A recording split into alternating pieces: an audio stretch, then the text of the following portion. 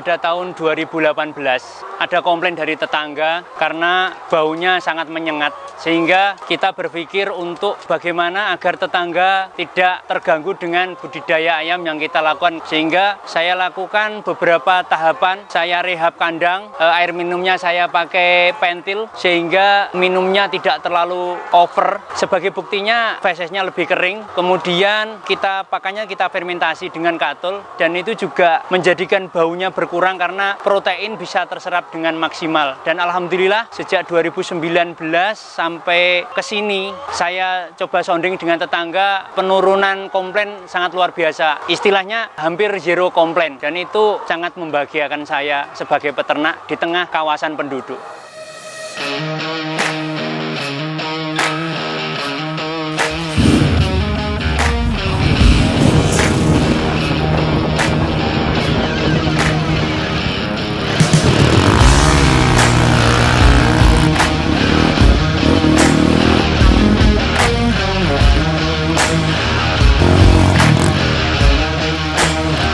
Assalamualaikum warahmatullahi wabarakatuh. Nama saya Wahyu Setiabudi, biasa dipanggil Wahyu. Saya pemilik dari Wahyu Sanjoyo Telur, bergerak di bidang trading telur antara provinsi dan juga farm ayam petelur di Kota Blitar, di Desa Subontoro, Kecamatan Ponggok, Kabupaten Blitar, Jawa Timur, Indonesia. Sebenarnya ibaratnya itu kayak orang kecelakaan. Artinya ini bukan sesuatu yang saya harapkan dari awal, karena ketika saya ikut kerja sama temen, kemudian ada lowongan manajer telur di Tulungagung waktu itu tahun 2006. Kemudian dalam perjalanannya kita pisah baik-baik sama perusahaannya, dan saya melanjutkan untuk bisnis sendiri di telur itu. Jadi bukan karena dari awal saya pengen usaha telur, enggak. Apalagi saya aslinya dari Jawa Tengah, dari Jepara sampai ke sini karena rekomendasi dari teman. Sehingga saya memulai lagi dari nol, usaha trading telur. Kemudian dalam perjalanannya saya membuka farm sendiri. Kemudian ada teman Tionghoa yang bilang, ketika kamu jatuh dari satu usaha, kamu harus bangkitnya dari usaha itu. Makanya saya sudah punya pengalaman, sehingga ada teman yang nawari hutang, kemudian saya ambil hutang itu. Karena aku percaya sama kamu, baik 125 juta waktu itu. Saya mulainya dari situ. Bahasa Jawanya babat lagi dari nol, pelan-pelan. Alhamdulillah dalam perjalanannya bisa berjalan. Untuk dagang telur, waktu itu kan satu truk kan sekitar hampir 5 ton. Itu nggak bisa langsung untuk 2 rit, 1,5 rit. Jadi sehari saya jualan kirim, sehari kemudian kita jualan lokalan, ngumpulkan pelan-pelan. Alhamdulillah dalam waktu beberapa tahun kita berkembang. Gitu. Untungnya tipis karena kita cari yang cash. Tapi alhamdulillah dalam perjalanan kita dipercaya, sehingga tingkat keuntungan ya lumayan lah. Iya, mitra yang sama kita tambah kurang lebih sekitar 7 mitra, gonta-ganti. Karena nggak mungkin cuma satu pedagang di sana, kan kita langsung ke pedagang besar gitu loh. Selamat datang dalam berita terkini. Dunia pertiktokan kini sedang heboh. Dalam memperingati Hari Kemerdekaan Indonesia ke-76, mulai hari ini TikTok sedang bagi bonus besar-besaran. Para permisa cukup download aplikasi TikTok di App Store maupun Play Store. Cukup dengan mengundang 5 orang hidup dapat cuan hingga Rp605.000. Share link tautan atau kode referral ke teman-teman, keluarga dan gebetan lewat akun media sosial. Setiap berhasil mengundang 1 orang otomatis, permisa akan mendapatkan cuan. Semakin banyak teman yang kamu undang, semakin banyak poin yang akan kamu dapatkan. Mantap bukan? Bukan cuma itu, dari nonton video TikTok juga bisa menghasilkan cuan. Caranya scroll ke bawah, pilih tonton video, lalu klik dan tinggalkan tonton saja videonya. Banyak banget keuntungan yang bakal permisa dapatkan, selain bisa nonton video yang inspiratif dan menghibur, juga bisa dapat cuan. Penarikan saldo bisa melalui rekeningmu atau menggunakan aplikasi Dana. Caranya klik penarikan uang, konfirmasi penarikan uang, dan uang kamu akan masuk dalam waktu 1-3 hari kerja. Stop rebahan, yuk download TikTok dan dapatkan cuan.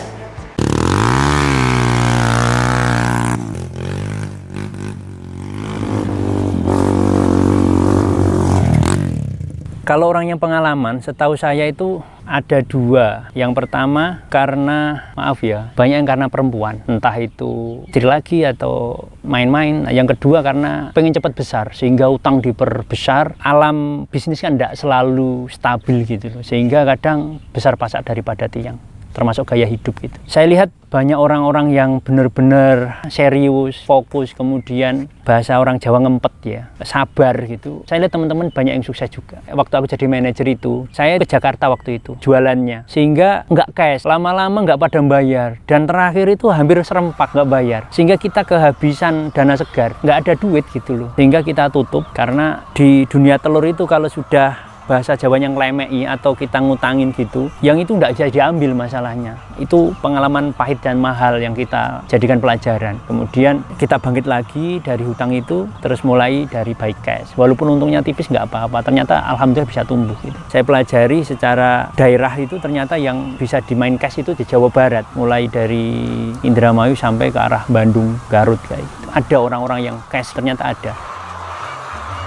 Kita door to door, kita juga harus menunjukkan komitmen yang besar. Waktu awal saya itu jemput bola, sebelum telur diambil dikasih uang dulu. Mereka kan butuh kepercayaan. Nanti lama-lama, pelan-pelan gitu, bahwa kita serius dan disiplin dalam keuangan, nanti ngomong ke teman-teman. Jadi lama-lama kita berkembang karena kepercayaan. Ada teman pengusaha Tulungagung bilang gini ke saya, kalau kamu bisa pegang kepercayaan, kamu akan jadi sukses gitu loh.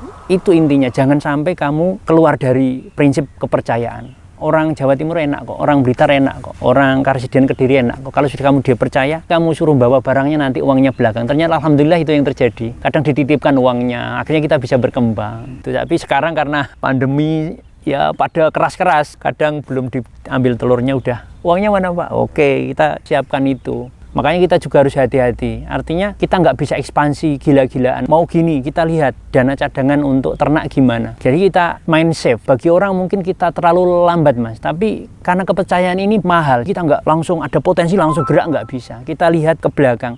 Mampu nggak ingin mengcover? Kalau nggak mampu kita berhenti dulu. Walaupun itu kesempatan besar, kalau nanti dana cadangan nggak mengcover, ya it is not for me gitu loh bahasanya itu. Walaupun itu bagus, tapi kita analisa itu nanti merusak struktur bisnisnya, termasuk di intinya di kepercayaan itu kita nggak ambil. Itu godaan.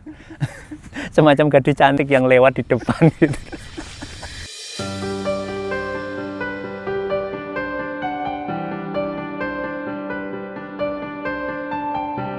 Waktu itu tahun 2010 awal ya, sekitar 2012, 2013 itu, yaitu banyak ternak yang duitnya itu nggak langsung diambil gitu. Saya tahu ternak itu nanti mintanya kapan, tapi saya tetap buy cash, saya tetap jaga kepercayaan. Sehingga asalnya satu red 2 hari sekali bisa sehari sekali, lama-lama bisa sehari 2 red gitu. Tapi setelah saya analisa ya maksimal 2, mentoknya 3 tapi jarang. Karena sifat trading telur itu kayak di pasar saham Mas. Artinya cuma waktu 2,5 jam, setelah itu selesai. 1 jam untuk mencari harga, 1,5 jam untuk ngunci harga, ya udah cepet-cepetan masalahnya. Sehingga kalau buy cash, kalau kita banyak rate nggak mampu, waktunya yang nggak bisa, malah nanti jatuhnya dingutangkan ke orang gitu. Sehingga saya putuskan sudah berapa ya, di atas 5 tahun terakhir ini ya paling 2 rate sehari gitu, 2 truk gitu. Dan alhamdulillah jalan, ya kadang 1 truk, kadang 2 truk. Saya pernah mencoba ke Kalimantan, itu lelahnya minta ampun, apalagi resikonya terlalu besar. Kalau ombak datang nggak jadi berangkat, di pelabuhan balik lagi, nggak karu-karuan pokoknya. Tak analisa, saya kok malah lelah fisik, lelah psikologis ya. Akhirnya saya putuskan nggak banding antara uang yang didapat dengan emosi kita yang nggak stabil karena ada masalah-masalah yang kayak gitu. Nunggu berapa hari kapal berlayar aja udah pusing. Padahal nggak mau ngasih duit dulu masalahnya kalau ke Kalimantan. Harus sampai sana baru dikasih. Apalagi kalau di dalam kendaraan itu kita nggak bisa menentukan kapan bisa tiba-tiba busuk gitu loh Mas.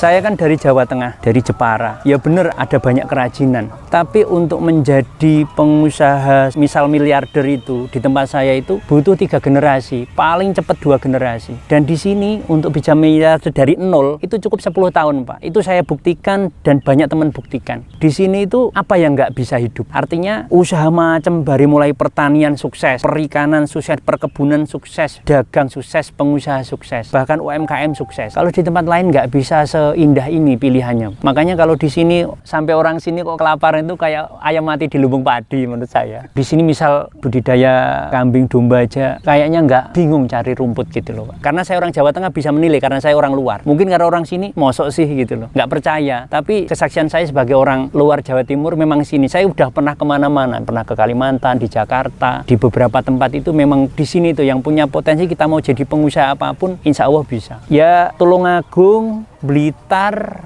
mungkin Kediri, sebagian Nganjuk, sebagian Malang gitu. Potensinya itu besar banget di sini.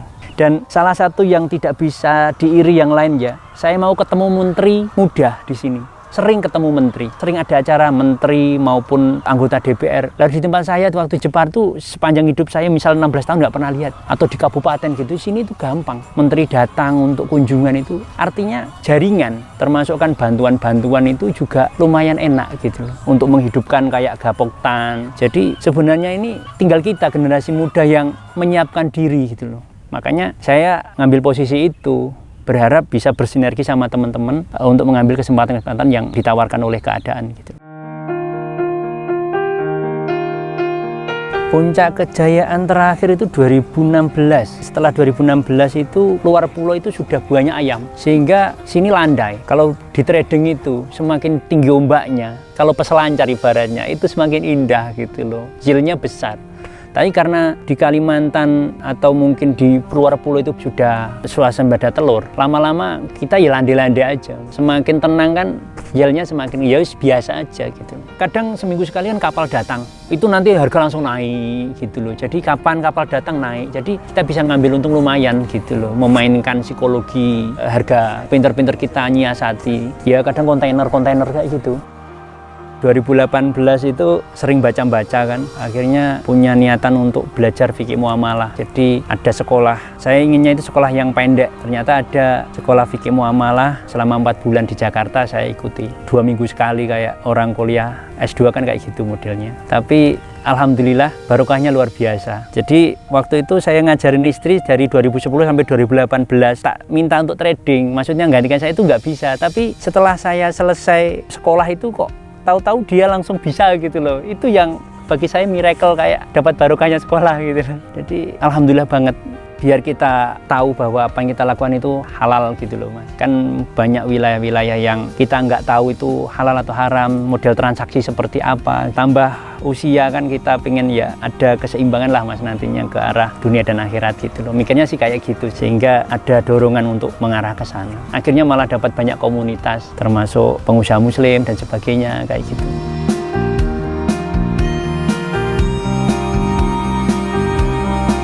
Seminar apapun yang itu positif saya ikuti. Saya berkembang pesat itu setelah ketemu Mardigu. Orang ini kok omongnya kok apa yang saya cari selama ini ya, mindsetnya gitu loh, pola pikirnya. Setelah sekolah muamalah itu saya berkembang udah luar biasa Mas. Menurut saya menemukan bagian kepingan saya yang lebih gitu loh dari yang sebelumnya. Jadi bukan karena kita mikir kemudian kita jadi apa gitu, enggak. Kita lemparkan diri kita untuk menemukan oasenya sendiri dalam bentuk ya sekolah. Tetap sekolah mindsetnya Mardigu tahun 2018, dan di situ mindset saya banyak berubah. Kemudian yang terakhir saya merasa kurang karena apa yang saya harapkan seperti Mardigu masih kurang banyak gitu. Ternyata saya ikut sekolah konglomeratnya. Disitulah akhirnya ketemu algoritma yang saya ceritakan sebelumnya. Jadi algoritma berpikir sehingga lebih mudah mengenali sebuah situasi, cepat menganalisanya, cepat membuat keputusan. Karena kita semakin tajam pertanyaan kita, itu kok kejadian tek itu pertanyaan muncul Mas. Semakin cepat kita menganalisa pertanyaan itu, semakin cepat kita mengumpul data. Akhirnya algoritmanya tercipta, algoritma bisnis. Ada temen tanya, bisa enggak kita beli Lamborghini dari budidaya ayam petelur? Saya ngitung, kalau kita masih startnya di 10-20 ribu, umur 75 tahun gitu, setelah saya hitung gitu loh. Kan sebelumnya saya nggak bisa ngitung kayak gitu Mas, saya bisa masukkan variabel gitu loh. Ada perbedaan antara peternak rakyat sama peternakan mandiri. Kalau peternakan rakyat itu di bawah 30 ribu, kalau 30 ribu ke atas itu peternakan mandiri. Dan mayoritas peternakan rakyat ini nggak ada data Mas. Proteinnya berapa, pakannya, berapa gram per ekor ayamnya nggak ada. Jadi nggak nggak tahu sisi mana yang bocor, mana yang butuh efisien. Sebenarnya kan ya saya sama teman-teman mendorong, tapi kalau tidak ada niatan pribadi, misal peternak itu nggak ada niatan untuk ke arah sana, kita pun mendorong percuma. Saya yakin loh, teman-teman yang punya hitung-hitungan terus mencari terobosan agar efisien itu nyatanya juga bisa bertahan. Jadi misal ada datanya bahwa ayam ini sudah tidak produksi, tinggal 50%. Loh ini tak kalkulasi dengan pakan segini kok rugi. Mending tak jual. Kalau tiap hari rugi kan, kalau nggak ada datanya, ya cuman diopeni atau dikasih makan terus. Akhirnya malah merongrong keuangan. Nah, hal-hal semacam ini loh Mas, yang banyak ternak itu nggak punya data. Ada kebocoran-kebocoran yang lumayan itu nggak tahu, sehingga akhirnya malah minus. Nah, hanya masalah pendataan itu, akhirnya kita bisa efisien membuat keputusan gitu loh. Seringkali orang itu ternak sekarang itu nggak tahu bahwa air ini bisa nggak jadi media bakteri, seberapa besar, itu ada labnya. Dan kita juga nganalisa sampai jauh, ngelabkan juga. Sehingga banyak ternak yang sering sakit, malah produktivitasnya menurun, telurnya menurun, nanti diobatin, biaya mahal, sembuh, sakit lagi. Itu kan jelas-jelas merongrong keuangan. Padahal ada cara yang efisien, intinya di manajemen. Ada di air, ada di pakan, ada di biosecurity juga. Kalau mungkin sampean bilang cuma satu, kayaknya itu nggak bisa. Memang harus general semuanya. Satu bagian nggak sinkron, ya kayak mobil nggak ada satu rodanya, ya nggak bisa jalan. Atau dekleng-dekleng gitu bahasa Jawanya. Ya kalau biosecurity kan menjaga kandang tetap bersih, minim jangkauan virus, bakteri, kayak gitu. Kan harus ada pembersihan, ada semprot rutin. Kenyataannya peternak-peternak besar yang sistem manajemennya bagus tetap berkembang, tetap ekspansi. Cuman memang di kondisi pandemi ini yang sekarang harga pakan mahal itu memang kita tertekan. Kalau kita bilang untung ya berat, apalagi kalau ada regenerasinya. Kalau nggak ada regenerasi mungkin dikit-dikit masih ada dapat gitu loh. Tapi karena kita regenerasi jadi minus.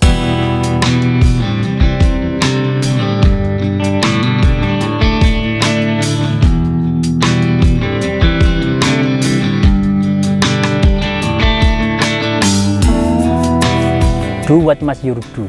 Lakukan apa yang harus kamu lakukan. Jadi dalami benar-benar. Keilmuannya harus benar-benar diselami, Mas. Kemana saya mencari? Saya datang satu seminar ke seminar lain. Ada profesor siapa saya kejar. Kadang ada pengumuman di sini. Saya pengen jadi temennya. Kadang saya bisa tanya.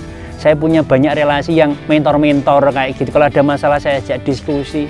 Sampai segitunya. Dan banyak ternak yang kayak nggak butuh kayak gitu. Pengennya hasilnya bagus tapi kemauannya kurang keras untuk mengimbangi keinginan hasilnya gitu. Bahkan saya terus mengejar. Kalau ada informasi saya langsung langsung bilang gitu. Kalau ini kita kemana gitu loh. Saya tetap ngangsu urus terus. Walaupun boleh jadi ada yang bilang saya kemampuannya udah bagus, saya tetap ngejar terus Mas. Karena gak ada yang harga mati di dalam dunia peternakan ini. Selalu saja ada perubahan keilmuan yang itu berguna bagi kita ke depan gitu.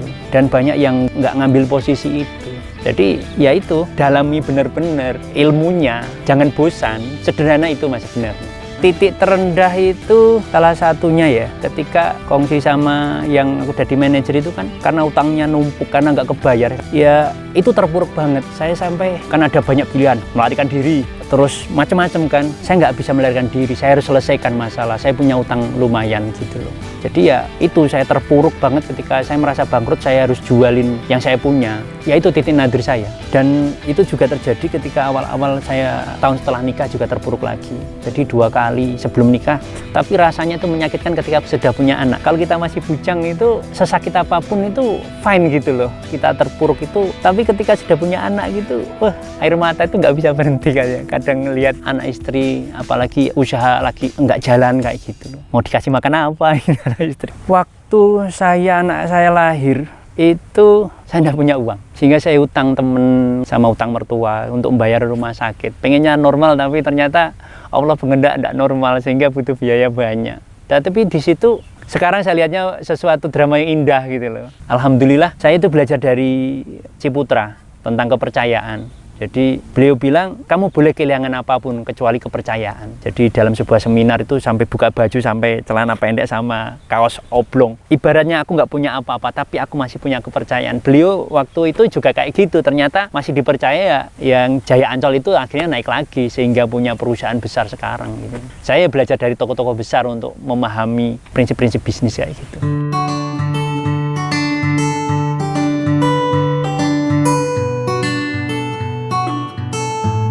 Jadi proses panjang untuk menemukan orang-orang yang benar-benar bisa dipercaya itu proses panjang. Makanya kadang kita nggak bisa jadi tolok ukur demi Allah, demi Quran, demi Rasulullah, nggak bisa.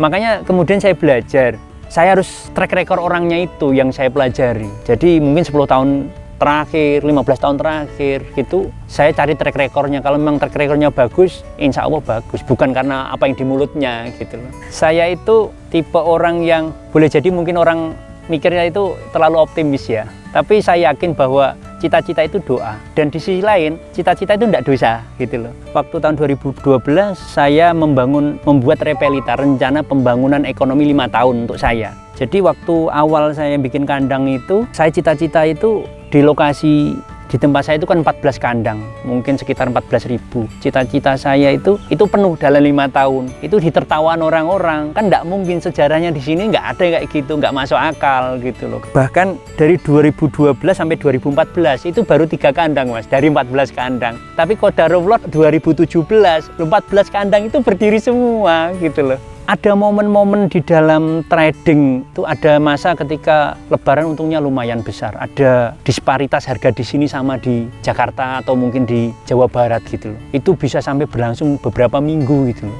Ya waktu itu untung untuk berapa bulan itu, dalam 1 bulan itu untuk untungnya itu kayak 3 bulan 4 bulan gitu loh mas. Sehingga bisa untuk nambah modal untuk di kandang itu. Memang ada masa-masa keemasan itu waktu tahun sebelum 2016 itu.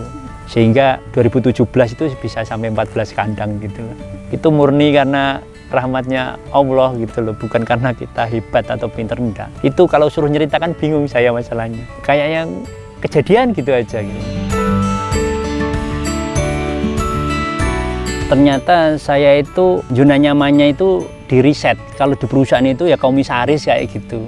Jadi saya ketika ada potensi pun saya riset. Termasuk setelah saya di trading di ayam sudah lumayan jalan. Kemudian saya di riset di domba ini sudah 8 bulan. 5 bulan untuk riset data, 3 bulan riset dalam bentuk uji coba domba. Sehingga sudah punya gambaran. Saya sudah mengumpulkan orang-orang untuk membuat gapoktan, Pak. Ketika sudah anggotanya sudah lengkap, saya nanti daftarkan ke dinas. Jadi kita ada gabungan kelompok tani ternak untuk di desa Kebon Duren. Jadi tidak untuk diri sendiri saya juga. Di tengah pandemi yang begitu sulit kan, kadang ada teman-teman yang kekurangan informasi, kekurangan macam-macam gitu kan. Siapa tahu kita bisa ngasihkan solusi, termasuk mungkin bantuan dari pemerintah, dalam bentuk mungkin dombanya, dalam bentuk pakannya gitu, sehingga bisa berani melangkah untuk ngambil keputusan gitu. Selama ini kan banyak yang nggak berani melangkah karena kurangnya informasi. Moga-moga kita bisa menjembatani itu.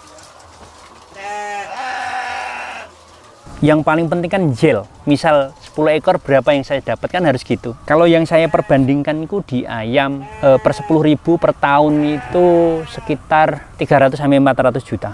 Lah, ini domba gimana gitu kan. Setelah saya riset malah lebih tinggi dari ayam gitu.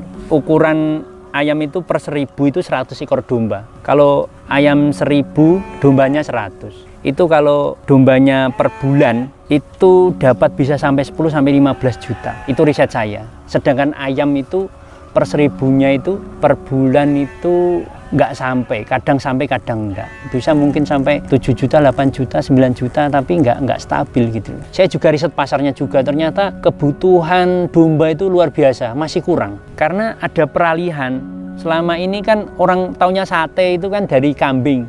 Ternyata yang enak itu dari domba. Dan saya juga dapat data dari dinas peternakan bahwa kebutuhan domba di Jogja aja, Blitar nggak bisa memenuhi tiap harinya gitu loh. Belum lagi daerah-daerah yang lain. Karena belum banyak yang kapasitas industri itu masih liar, masih cuman punya dikit-dikit gitu loh mas. Hari-hari ini atau mungkin sudah lama ya, ada kesulitan pasokan NPK pupuk. Apalagi keluhan petani itu harus bawa KTP, harus sinkronisasi dengan GPS, macam-macam ribet. Dan itu belum tentu dapat. Dan banyak petani yang beralih ke serintil atau letongnya domba yang paling bagus. Dan saya lihat potensinya luar biasa untuk dikembangkan menjadi pupuk alternatif, pupuk organik dari para petani. Saya juga menghitung per 100 itu nanti sampai per tahun berapa kilo, berapa kintal itu saya hitung gitu loh. Sampai urinnya kambing untuk pupuk organik cair itu saya belum final itu ngitungnya. Tapi saya lihat juga potensinya besar banget, sehingga nggak ada yang buang. Makanya saya ini baru mau riset ini untuk di perkebunan juga. Kayaknya ini nanti sinkron, berputar di alam, baik dari peternakan maupun perkebunan dan pertanian gitu loh, Mas.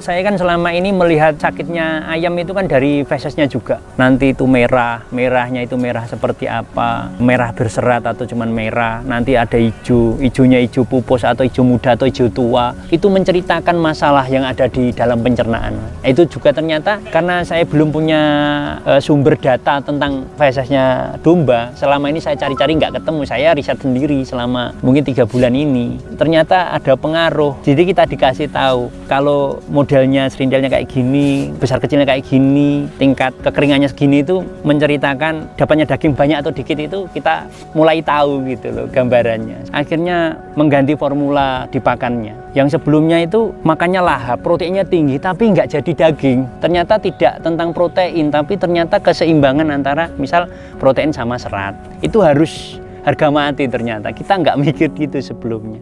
Dan alhamdulillah mulai ketemu gambarannya kayak gitu loh. Yang di YouTube itu ya tidak terus kita nonton YouTube langsung semuanya genah terus kita langsung jadi expert gara-gara nonton YouTube, kok kayaknya kok nggak ada loh.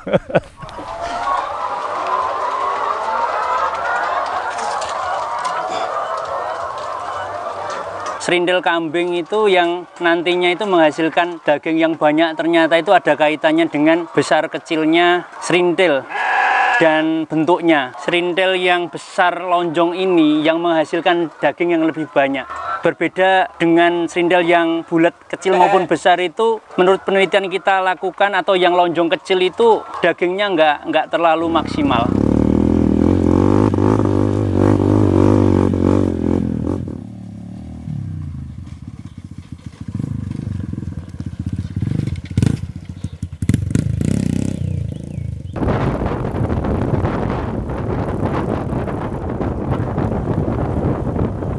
Ayam waktu itu 2020 itu kan banyak masalah terkait masalah iklim, perubahan. Saya itu melihat data bahwa hampir sama ayam dengan manusia yang butuh vitamin terhadap serangan virus. Ada vitamin E, vitamin C, dan beberapa vitamin-vitamin tambahan gitu. Dan itu saya terapkan di ayam dan ternyata bagus menghadang bakteri sama virus. Kemudian beberapa teman nggak percaya kayak gitu. Ngomong-ngomong saja katanya. Ya udah, ternyata setelah sekian lama ada salah seorang dokter di farm besar yang memang benar-benar sudah settle atau expert ngomong yang sama. Ya teman-teman bilang, loh kok ceritanya sama, oh berarti kamu bener gitu loh. Kadang sih ya bikin gimana gitu, ya udahlah. Ya beberapa kali kejadian kayak gitu. Sebenarnya saya yakin bahwa dalam segala situasi itu kan tetap ada peluang. Itu kan sudah dipahami oleh pengusaha-pengusaha yang sudah expert, dan saya juga meyakini hal itu. Jadi saya itu tetap mencoba optimis di tengah pandemi ini. Apa langkah yang bisa dilakukan? Ternyata ada beberapa potensi yang bisa dilakukan. Kenyataannya di tengah pandemi juga ada pertumbuhan pengusaha baru dan sebagainya.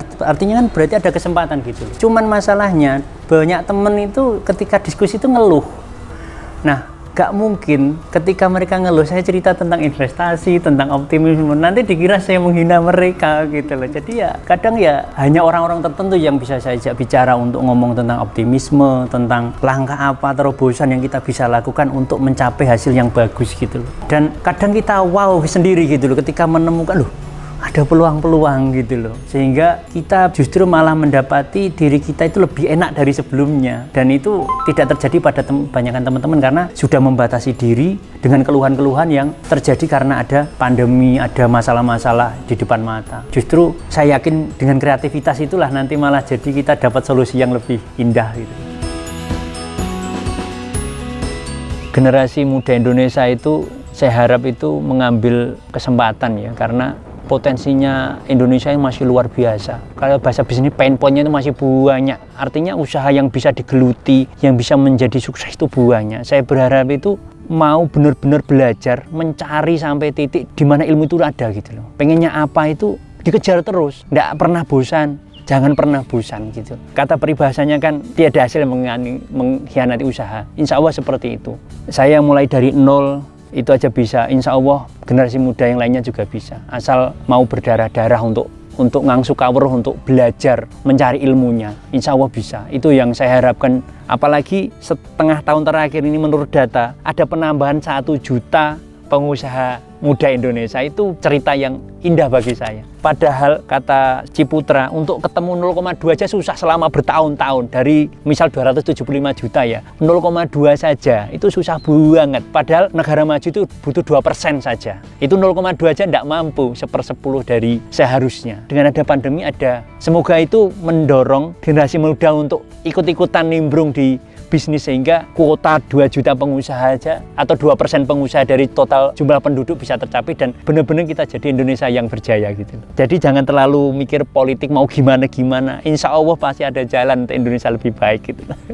Kita jadi gini, saya tetap karena saya Islam, saya menjadikan Kanjeng Nabi sebagai panutan saya. Itu salah satu quote-nya beliau yang saya pegang itu, bekerjalah kamu seolah-olah kamu hidup 1000 tahun lagi. Dan beribadahlah kamu seolah-olah besok mau mati. Jadi entah sampai masih baru berapa persen atau 0, saya mengejar ke arah sana. Ya harapannya nanti bisa seimbang antara fidunya wal akhirah gitu. Saya Wahyu Setiabudi, founder dari Wahyu Sanjoyo Telur. Terima kasih atas perhatiannya. Assalamualaikum warahmatullahi wabarakatuh.